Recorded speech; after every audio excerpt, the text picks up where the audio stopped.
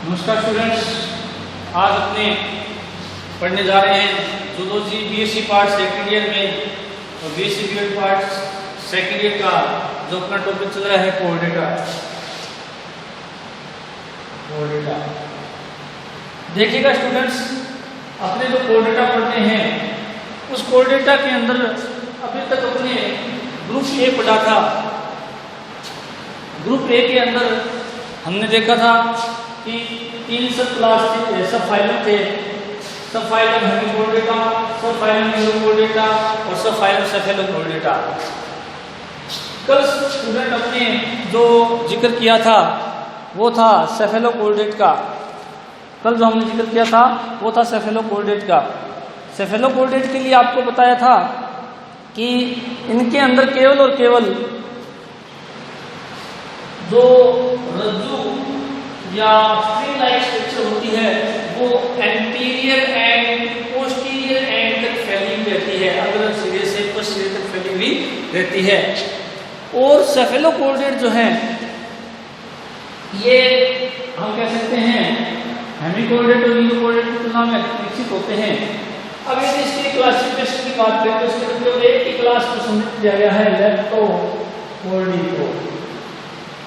लेप्टोकोर्डी के अंदर हम लोग ब्रैंकियोस्टोमा जीनस को पढ़ते हैं। ब्रैंकियोस्टोमा जीनस को पढ़ते हैं, एकमात्र जीनस है जिसको पढ़ा जाता है ब्रैंकियोस्टोमा को। और इसके अंदर हम एम्फियोक्सिस को पढ़ेंगे आगे पूरे डिटेल के अंदर। तो कहने का मतलब जो सेफेलोकोऑर्डिनेट है उनके अंदर केवल एक ही क्लास लेप्टोकोर्डी को समझिएगा। लेप्टोकोर्डी का एग्जांपल ब्रैंकियोस्टोमा। ब्रैंकियोस्टोमा जीनस है सबसे बड़ा, जिसमें 30 जातियां पाई जाती है।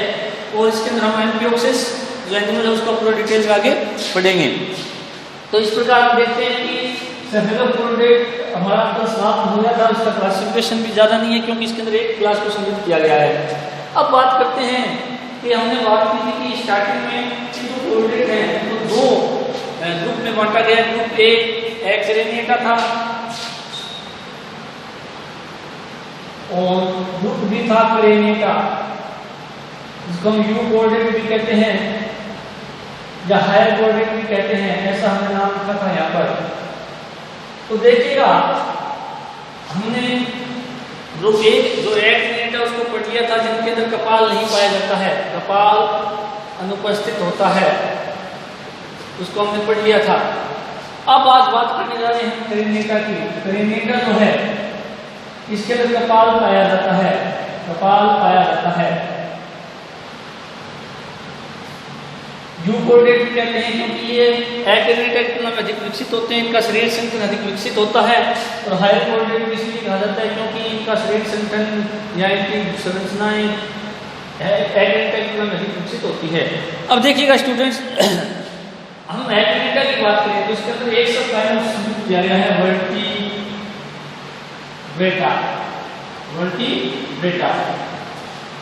अब देखो कि हम वर्टिब्रेटा की अगर हम बात करें तो वर्टिब्रेटा क्या है, आज हम जो टॉपिक पढ़ते हैं वो है वर्टिब्रेटा। वर्टिब्रेटा शब्द बना है वर्टिब्रल से, और वर्टिब्रल का अर्थ आता है jointed, joint in vertebrae, joint in vertebrae. अब ये वर्टिब्री क्या है, सबसे पहले तो हम इसकी बात करते हैं और उसके बाद में हम वर्टिब्रेटा की जो 5 मूलभूत जो कैरेक्टर्स हैं उनकी बात करेंगे। उसके बाद में हम सामान्य कैरेक्टर की बात करते हैं। तो वर्टिब्रेटा शब्द है वर्टिब्रल से, वर्टिब्रल का अर्थ है जॉइंट इन वर्टिब्रिस। और वर्टिब्रिस क्या है मैं आपको थोड़ा बता देता हूँ। जैसे अपने मनुष्य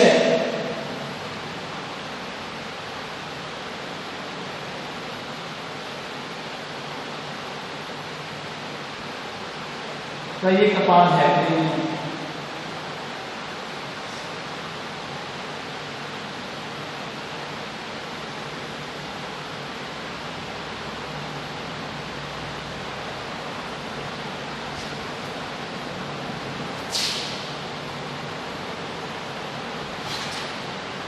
इसके अंदर इस प्रकार से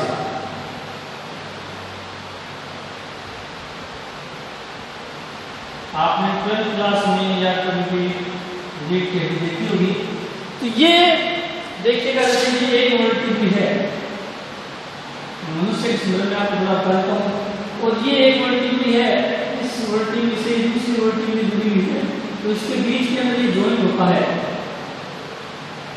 जॉइंट होता है। जैसे मनुष्य में आपने पढ़ा है टोटल 24 वर्टिब्ली होती है हड्डी के अंदर, इसके अंदर 5, 12 और 7 ये सर्विकल होती है, ये थोड़ी सी होती है, ये नंबर होती है, ये आपका क्या है।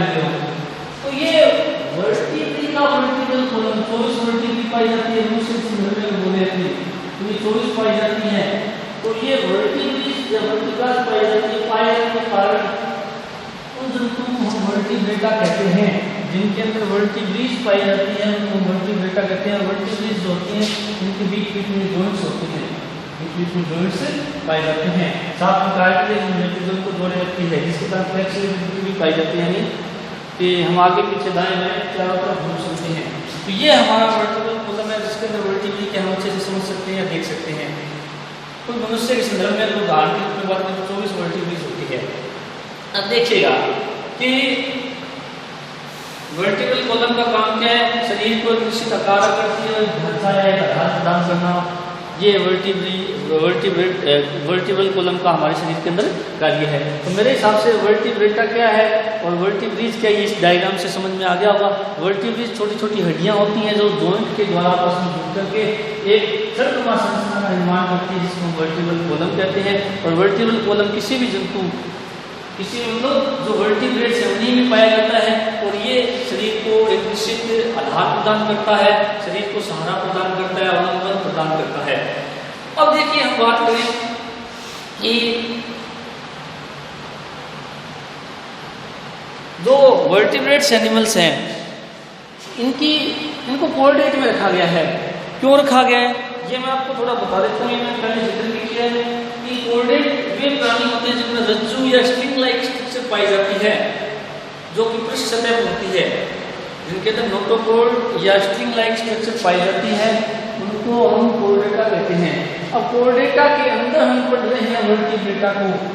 अब वर्टिब्रेटा की यदि हम बात करें तो मैंने एक बात बताई थी कि सभी कोऑर्डिनेट वर्टिब्रेट नहीं है, परंतु सभी वर्टिब्रेट कोऑर्डिनेट हैं। सभी कोऑर्डिनेट वर्टिब्रेट नहीं है, परंतु सभी वर्टिब्रेट कोऑर्डिनेट है। क्यों? क्योंकि देखिएगा कि कोई भी वर्टिब्रेट एनिमल है उसके अंदर सबसे पहले ध्वनि अवस्था के अंदर रज्जु धागेनुमा संरचना पृष्ठ सतह पर नोटोकॉर्ड को पाई जाती है। और इन जंतुओं में यानी वर्टिब्रेटा में वो जो धागेनुमा संरचना है या रज्जुनुमा संरचना है या जो नोटोकॉर्ड है वो ध्वनि डेवलपमेंट के दौरान आगे जाकर के वर्टिब्रल कॉलम में चेंज हो जाती है। इसलिए हम कहते हैं कि एक वर्टिब्रेट जंतु जो है वो पहले कोऑर्डिनेट है। अब देखिएगा कि पर सभी कोऑर्डिनेट वर्टिब्रेट नहीं है। क्यों नहीं है? अभी हमने पढ़ा था हेमी कोऑर्डिनेट, यू कोऑर्डिनेट और सेफेलो कोऑर्डिनेट, वहां पर हमने कहीं भी वर्टिब्रल कॉलम का जिक्र नहीं किया है। क्यों नहीं किया है?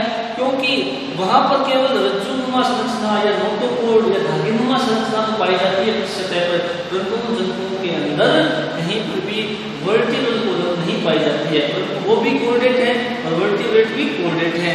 इसलिए सभी कोऑर्डिनेट वर्टिब्रेट नहीं है, परंतु सभी वर्टिब्रेट कोऑर्डिनेट है। अब हम बात करें कि जो वर्टिब्रेट्स हैं उनके लक्षण क्या है, तो उनके 5 मुख्य लक्षण होते हैं। 5 मैन प्रैक्टिस होते हैं, 5 मैन प्रैक्टिस होते हैं, 5 मुख्य लक्षण होते हैं। 5 मुख्य लक्षणों की बात करें तो कौन कौन से हैं? एक तो हमने बात कर ली present vertebral column, present vertebral column जिसके आधार पर इस सब फाइलम की डेफिनेशन दी गई है। दूसरा यदि हम बात करें प्रेजेंट क्रेनियम, तीसरा प्रेजेंट नोटोकॉर्ड, चौथा प्रेजेंट नर्व कॉर्ड, पांचवा प्रेजेंट गिल स्लेट्स। तो ये 5 मुख्य कैरेक्टर्स पाए जाते हैं जो कि वर्टिब्रेटा की मुख्य विशेषता है। परंतु इन 5 में भी यदि हम देखें तो डिफाइन जो किया गया इसको, तो फाइलम को वर्टिब्रल कॉलम के द्वारा किया गया। अब पहला कैरेक्टर है जो बात से प्रोजेक्ट वर्टिब्रल कॉलम। अब मैंने बताया ही है कि आपको डायग्राम से मुझसे संदर्भ में वर्टिब्रल कॉलम पाया जाता है उस सतह पर जो कि जिसको हम सामान्य भाषा में लीड की हड्डी कहते हैं, प्रोजेक्ट। अब देखिएगा इनको हमने क्रेनिएटा नाम भी दिया है।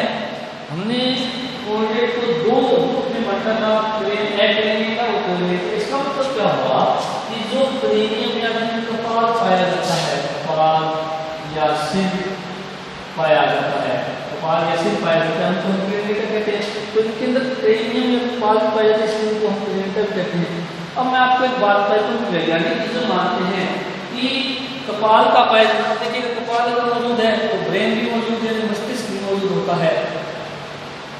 तो कपाल और कपाल के अंदर मस्तिष्क, ये 2 ऐसे लक्षण हैं जो कि वर्टिब्रेटा के पहले 2 मुख्य लक्षण माने जाते हैं वर्टिब्रल कॉलम से भी। इनमें तो कपाल पाया जाता है और एक इनमें कपाल अगर उपस्थित होता है तो ब्रेन भी उपस्थित होता है। और कपाल में आपको पता ही है कि हमारा मस्तिष्क पाया जाता है और उसके अलावा हमारे कुछ संवेदन भी पाए जाते हैं, जैसे आँख है, कान है, वो भी हमारे इस कपाल में सुरक्षित रहते हैं। तो कपाल का पाया जाना, मस्तिष्क का पाया जाना भी वर्टिब्रेटा के लक्षण है। और जो कि ये वैज्ञानिक मानते हैं कि वर्टिब्रेटा से ज़्यादा इम्पोर्टेंट लक्षण है ये दोनों, क्योंकि वर्टिब्रेटा को हमने पढ़ा भी है, वर्टिब्रेटा को पहले क्रेनिएटा नाम दिया गया है। इसका मतलब वर्टिब्रेटा शब्द हम बाद में यूज करते हैं और क्रेनिएटा शब्द पहले यूज करते हैं, क्योंकि इनमें कपाल या सिर पाया जाता है। कपाल के अंदर सिर में हमारा मस्तिष्क और हमारे जो संवेदी अंग वो मौजूद होते हैं। अब देखिएगा अगला हमारा पॉइंट है, तो इसका मतलब ये 2 मेन कैरेक्टर हैं, जो मेन लक्षण है वो मैंने आपको बता दिए। उसके अलावा को नोटोकॉर्ड पाई जाती है, ये आपको बताया हुआ है वैसे कि नोटोकॉर्ड पृष्ठ सतह पर होती है। एक ठोस संरचना, धारीनुमा संरचना होती है जो अगर सिरे से पश्च सिरे तक फैली रहती है। और नोटोकॉर्ड जो है वो कुछ जंतुओं में नोटोकॉर्ड के रूप में मौजूद रहती है, कोर्डेट में सामने हेमिकोर्डेट, यूरोकोर्डेट, सेफलोकोर्डेट में पड़ा, जबकि जो वर्टिब्रेट जंतु है उसके अंदर नोटोकॉर्ड वर्टिब्रल कॉलम में चेंज हो जाती है। अगला कहते हैं हम नर्व कॉर्ड का है। नर्व कॉर्ड तंत्रिका जो जिसको कहा जाता है, ये भी पाया जाता है, विशिष्ट प्रकार का होता है। और नर्व कॉर्ड जो है उसका अगर सिरा ब्रेन कहलाता है और कुछ सिरा स्पाइनल कॉर्ड कहलाता है। अगला कहता है वो है गिल स्लिट्स का पाया जाना। अब गिल स्लिट की हम बात करें तो गिल स्लिट्स जो है जिनको हम घर्षणी लोम दरारें कहते हैं, और ये घर्षणी लोम दरारें उपस्थित होती हैं। और घर्षणी लोम दरारें जो है जरूरी नहीं है कि वैसे अवस्था में प्रेजेंट हो, जैसे हम मनुष्य की बात करें तो मनुष्य में दोनों अवस्था में पाई जाती है, परंतु वैसे अवस्था के अंदर इनके स्थान पर फेफड़े पाए जाते हैं, जबकि मछलियों के अंदर ये गिल स्लिट्स जीवन भर मौजूद होते हैं। तो इस प्रकार हम कह सकते हैं कि वर्टिब्रेटा के मुख्य 5 लक्षण हैं: वर्टिब्रल कॉलम का पाया जाना, क्रेनियम का पाया जाना, नोटोकॉर्ड का पाया जाना, नर्व कॉर्ड का पाया जाना और गिल स्लिट का पाया जाना। और इन सबसे पहले वैज्ञानिक मानते हैं कि क्रेनिएटा बोला जाता है। क्रेनिएटा मुख्य लक्षण है, सिर पाया जाता है, कपाल पाया जाता है, मस्तिष्क पाया जाता है, इसलिए इनको क्रेनिएटा बोला गया है। और क्रेनिएटा के बाद में वैज्ञानिक कहते हैं कि इनको वर्टिब्रेट कहा जाता है, क्योंकि वर्टिब्रल कॉलम भी पाया जाता है। अब देखिएगा हम बात करते हैं, ये तो हो गए इनके 5 मुख्य लक्षण। अब हम बात करते हैं कि जो वर्टिब्रेट्स हैं उनके जो जनरल कैरेक्टर्स क्या होते हैं, सामान्य लक्षण क्या होते हैं जो सभी वर्टिब्रेट्स के अंदर पाए जाते हैं, उनकी बात हम करते हैं।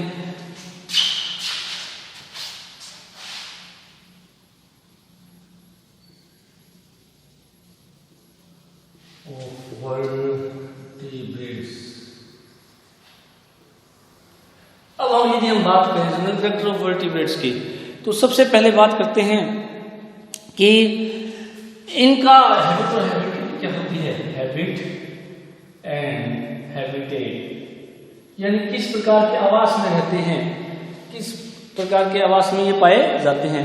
तो आवास की यदि हम बात करें तो देखिएगा हमने पहले पढ़ा था नॉन कोऑर्डिनेट, फिर बाद में हमने पढ़ा था कोऑर्डिनेट। कोऑर्डिनेट के अंदर भी हमने पढ़ा था हेमिकोऑर्डिनेट, यूरोकोऑर्डिनेट, सेफलोकोऑर्डिनेट। तो उनके अंदर हमने देखा कि लगभग सभी जंतु जल में पाए जाते हैं। अब चूंकि ये जो वर्टिब्रेट्स हैं इनके अंदर क्या है कि जो निम्न श्रेणी के वर्टिब्रेट्स हैं वो जल में पाए जाते हैं और जो उच्च श्रेणी के वर्टिब्रेट्स हैं वो स्थल पर पाए जाते हैं। अब निम्न श्रेणी के वर्टिब्रेट अगर आप देख लीजिएगा, जैसे मछलियां हैं, मेंढक हैं, ये जल में पाए जाते हैं, जबकि उच्च श्रेणी के जो वर्टिब्रेट्स हैं इनके अंदर स्थल पर रहते हैं, जैसे मनुष्य, गाय, कुत्ता, बिल्ली, कुछ हवा में रहते हैं, जैसे पक्षी जितने भी हैं। तो कहने का मतलब निम्न श्रेणी के जो वर्टिब्रेट है वो जल में रहते हैं, उच्च श्रेणी के जो वर्टिब्रेट्स हैं वो कहाँ रहते हैं, स्थल पर या हवा में पाए जाते हैं। दूसरा लक्षण यदि हम बात करें तो इनका शरीर जो है या तो मध्यम आकार का हो सकता है या बड़ा हो सकता है, और ये द्विपार्श्व सममित होते हैं, द्विपार्श्व सममित होते हैं, बाइलैटरल होते हैं, बाइलैटरल सिमेट्री वाले होते हैं, बाइलैटरल सिमेट्रिकल होते हैं, और शरीर खंडों में बंटा होता है, खंड पाए जाते हैं। अब देखिएगा कि मध्यम हो सकता है, बड़ा हो सकता है। मध्यम का मतलब छोटे छोटे जंतु भी हैं, जैसे अपने बात करें मेंढक है, ये सब छोटे जंतु में आते हैं। बड़े के अंदर जैसे अपने गाय, कुत्ता, बिल्ली, बंदर ये आते हैं, और हाथी है, ये सब जंतु किस में आते हैं, वर्टिब्रेट्स में आते हैं। और ये आप अपनी चारों तरफ देखते हुए द्विपार्श्व सममित का अर्थ मैंने बताया हुआ है, बाइलैटरल सिमेट्री के हिसाब से बताया हुआ है। ये जंतुओं के अंदर क्या होता है कि अग्रसिरा होता है, पश्चिरा होता है, पृष्ठसतह होती है, अधरसतह होती है। उसके अलावा दायां पार्श्व होता है, बायां पार्श्व होता है। इन जंतुओं को यदि केवल एक सीधे मैंने डायग्राम बना के आपको बताया हुआ है, तो मैं बता देता हूँ कि जैसे ये अपनी छिपकली है, मेरे इस छिपकली के अंदर ये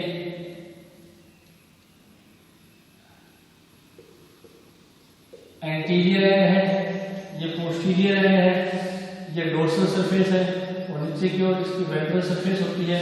ये राइट साइड है, ये लेफ्ट साइड है। अब यदि इस लिजार्ड को या इस छिपकली को अपने यदि अग्र सिरे से पश्च सिरे की ओर काटें तो ये दो बराबर भागों में बनता है, दो बराबर, दायां पार्श्व और एक बायां पार्श्व, जो कि दोनों के एक दूसरे के प्रतिबिंब होते हैं। तो इस प्रकार की सिमेट्री को हम द्विपार्श्व सममित कहते हैं, बाइलैटरल सिमेट्री कहते हैं। तीसरा जो हम पॉइंट बात करें, इनका शरीर जो होता है सिर, धड़ और पूंछ में बंटा होता है। शरीर जो है, बॉडी जो है वो हेड, धड़, गर्दन और टेल में बंटी होती है। हम देखते भी हैं, चाहे आप गाय, कुत्ता, बिल्ली, बंदर देखिएगा। मनुष्य के अंदर हालांकि टेल्स प्रेजेंट नहीं होती है, परंतु टेल की जो वर्टिब्रेज होती है, त्रिक और अनुत्रिक जिनको कहा जाता है, वो प्रेजेंट होती है। तो इसलिए ये कह सकते हैं कि हमारे पूर्वजों में टेल प्रेजेंट थी। फोर्थ पॉइंट की यदि हम बात करें तो इसमें जो है ये जंतु चलने के लिए जो है अपने दो जोड़ी संधि युक्त उपांग पाए जाते हैं। इनमें दो जोड़ी संधि युक्त उपांग पाए जाते हैं, चलने के लिए मान लेते हैं। जैसे मनुष्य के अंदर हाथ, पक्षियों के अंदर उड़ने के लिए पंख होते हैं, क्योंकि एक जोड़ी टांगे होती हैं और अगली जोड़ी जो टांगे हैं वो पंखों में रूपांतरित हो जाती है। और संधि मतलब इनमें जॉइंट्स या जोड़ पाए जाते हैं, इसलिए इनको क्या कहा गया है, संधि युक्त उपांग कहा गया है। उसके अलावा कुछ जंतुओं में जरूरी नहीं है कि ये उपांग प्रेजेंट हो। जैसे सांप के अंदर हम देखते हैं कि उपांग प्रेजेंट नहीं होते, उनमें ये फुट लेस प्राणी होते हैं, या इनमें एनिमल्स में, सांपों में पाँव नहीं पाई जाती है। इसका क्या है, अपवाद भी होता है। उसके अलावा यदि हम बात करें कि इनकी स्किन के अंदर एपिडर्मिस और ड्रमिस दोनों होती है, एपिडर्मिस और ड्रमिस दोनों प्रेजेंट होती है, एपिडर्मिस और ड्रमिस दोनों प्रेजेंट होती है। अब देखिएगा, एपिडर्मिस जो होती है वो बाहर की ओर होती है, और जो ड्रमिस होती है वो नीचे की ओर होती है। इसको अपने से पूरा डिटेल में पढ़ेंगे, सांप, छिपकली, मेंढक, कबूतर की त्वचा के बारे में, मनुष्य की त्वचा, खरगोश की त्वचा के बारे में पढ़ना है, तो वहां पर आएगा कि बाहर की ओर एपिडर्मिस लेयर होती है और अंदर की ओर क्या होती है, ड्रमिस होती है। एपिडर्मिस जो होती है वो बहुस्तरीय हो सकती है, ठीक है। इसके अंदर एक जो नीचे की लेयर होती है, आधार लेयर होती है, वो जीवित होती है, जो कि विभाजन करती रहती है, विभाजन करके नई कोशिकाओं का निर्माण करती रहती है। और नीचे की ओर ड्रमिस होती है, ड्रमिस के अंदर संयोजी ऊतक वगैरह पाए जाते हैं, नर्व सेल्स पाई जाती है, ब्लड वेसल्स का जाल पाया जाता है। एपिडर्मिस बाहर की ओर बहुस्तरीय लेयर होती है, जबकि एपिडर्मिस नीचे की होती है, और एपिडर्मिस और डर्मिस आपको पता है त्वचा का हिस्सा है, तो ये दोनों सुरक्षात्मक लेयर होती हैं। पिगमेंट्स भी पाए जाते हैं इनमें, जिसके कारण कुछ लिजार्ड के अंदर जो है मेटाक्रोसिस की घटना होती है, जिसके द्वारा वो अपना रंग भी अपने वातावरण के अनुसार करते हैं, जिसको अनुहरण या अनुरंजन भी कहा जाता है। उसके अलावा यदि हम बात करें कि इन जंतुओं के अंदर म्यूकस ग्लैंड भी पाई जाती है, इन जंतुओं में म्यूकस ग्लैंड भी पाई जाती है स्किन के अंदर, म्यूकस ग्लैंड। अब म्यूकस ग्लैंड जो होती हैं, ये म्यूकस ग्लैंड जो है ये जैसे मेंढक वगैरह के अंदर पाई जाती है, और पक्षियों के अंदर प्रिंग ग्रंथि पाई जाती है टेल के ऊपर। तो म्यूकस ग्लैंड जो होती है ये काम क्या करती है, ये श्लेष्माय म्यूकस का स्राव करती है। म्यूकस जो कि सतह को या त्वचा को नम और चिकना बनाए रखता है, जिससे क्या है, जैसे मेंढक की यदि हम बात करें तो मेंढक के अंदर म्यूकस ग्लैंड पाई जाती है, जिसके द्वारा जो म्यूकस पाया जाता है उससे एक त्वचा नम और चिकनी हो जाती है, जिससे श्वसन में सहायता मिलती है। दूसरा फायदा क्या होता है, कोई भी परभक्षी उसको अगर खाने का प्रयास करता है तो उससे उसकी त्वचा का स्वाद चेंज हो जाता है, जिससे उसको तुरंत वो निगलता नहीं है, बाहर फेंक देता है। और तीसरा कई बार क्या होता है, कुछ जंतुओं को अपने हाथ वगैरह में लेते हैं तो देखते हैं कि हाथ में लेते ही अपने हाथ के अंदर चिकनापन आ जाता है, जिससे हम उस जंतु को आसानी से नहीं पकड़ पाते हैं। तो ये बहुत सारे फायदे हैं म्यूकस ग्लैंड का पाया जाना। उसके अलावा यदि हम बात करें कि जो शरीर है वो, या यूं कहते हैं त्वचा जो इसकी है, त्वचा के ऊपर हेयर्स पाए जाते हैं, जैसे मनुष्य है, बंदर है, गाय भैंस, इन सब के अंदर अपने देखते हैं हेयर्स पाए जाते हैं। उसके अलावा फिदर्स पाए जाते हैं, स्किन पर हेयर्स, फिदर्स जो है अपने देखते हैं पक्षियों में पाए जाते हैं। खुर, नेल्स यानी अपने अंदर पाए जाते हैं, जो केराटिन प्रोटीन के बनते हैं। खुर पाए जाते हैं पशुओं में केराटिन प्रोटीन के। उसके अलावा सींग, हॉर्न को कहा जाता है। ये सब इनवर्टिब्रेट्स के अंदर त्वचा का ही रूपांतरण होते हैं या त्वचा में ही पाए जाते हैं। उसके अलावा यदि हम बात करें कि अगला पॉइंट यदि हम देखें इनमें, तो ये जो इनका काम क्या है, हेयर्स का, फिदर्स का, खुर का, नेल्स का, तो हम देखते हैं हेयर्स जो है वो ताप नियमन में सहायक होते हैं, सुरक्षा में सहायता करते हैं। फिदर्स का भी ये ताप नियमन में सहायता करते हैं और सुरक्षा करते हैं। खुर और नेल्स, सींग है, वो शरीर की सुरक्षा का काम करते हैं। नेक्स्ट पॉइंट यदि हम बात करें तो इनमें जो है सिलोम, बॉडी सिलोम की यदि हम बात करें, बॉडी सिलोम, ये ट्रूसिलोमिक प्राणी होते हैं और साइजोसिलोमेटिक होते हैं, साइजोसिलोमेटिक एनिमल्स होते हैं। साइजोसिलोमेटिक एनिमल्स क्या होते हैं, ये मैं थोड़ा आपको बता देता हूं कि देखुआ जो है, इसकी परिभाषा मैंने बताई हुई आपको। देखुआ शरीर के अंदर पाए जाने वाला खाली स्थान, किस किस के बीच में मैंने बताया था, आहार नाल और देह भित्ति के बीच का भाग देखुआ कहलाती है। अब देखुआ की वास्तविक परिभाषा या वास्तव में क्या परिभाषा होती है, या ट्रूसिलोमिक की क्या परिभाषा होती है कि आहार नाल और देह भित्ति के बीच में यदि स्थान मेसोड्रम से अस्तित्व है, यूं कहते हैं कि आहार नाल और देह भित्ति का भाग, बीच का भाग जो खाली स्थान होता है वो यदि मेसोड्रम से अस्तित्व है तो उस गुहा को हम देखुआ कहते हैं। और देखुआ जो होती है, मैंने बताया था, देखुआ जंतुओं के वर्गीकरण का आधार होता है। और वर्गीकरण के यदि बात करें तो देखुआ के आधार पर 3 प्रकार के, मैंने पहले बताया था, अगुही है, आवासीय गुही है और वास्तविक गुही है। एसिलोमिक, फाल्स सिलोमिक और ट्रूसिलोमिक। तो मनुष्य वर्टिब्रेट की बात करें तो सारे ट्रूसिलोमिक होते हैं। ट्रूसिलोमिक भी मैंने बताया था 2 प्रकार के होते हैं, ट्रूसिलोमिक भी 2 प्रकार के होते हैं। एक तो होते हैं एंटेरोसिलोमिक, जो हम पढ़ चुके हैं हेमिकोडेट, यूरोकोडेट, सिफेलोकोडेट में, और ये होते हैं साइजोसिलोमिक। साइजोसिलोमिक, एंटेरोसिलोमिक मैंने बताया था कि जब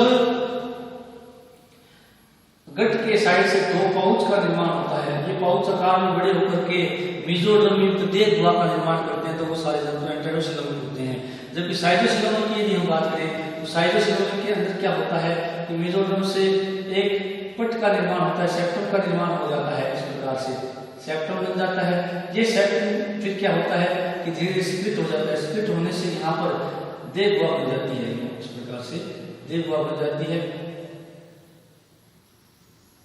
इस प्रकार से स्प्लिटिंग के द्वारा, यानी आहार नाल और देह भित्ति के बीच के अंदर जो सेल्स होती हैं, उन सेल्स के अंदर स्प्लिटिंग होती है, और स्प्लिटिंग होने से साइजोन का होता है स्प्लिट होना, टूटना, स्प्लिट। तो सिलोमेन गुहा, तो जब देह गुहा का निर्माण या हार्नल और देह भित्ति के बीच में जो भाग होता है वहां पर यदि किसी प्रकार की स्प्लिटिंग होती है तो उससे बनने वाली देह गुहा जो है वो साइटोसिलोमिक कहलाती है, और साइटोसिलोमिक प्राणी ट्रूसिलोमिक भी होते हैं। तो स्टूडेंट आज आपने देखा है जो 8 practice and general practice and vertebrate के कुछ प्रैक्टिस और बच्चे जो नेक्स्ट क्लास में करेंगे। Thank you.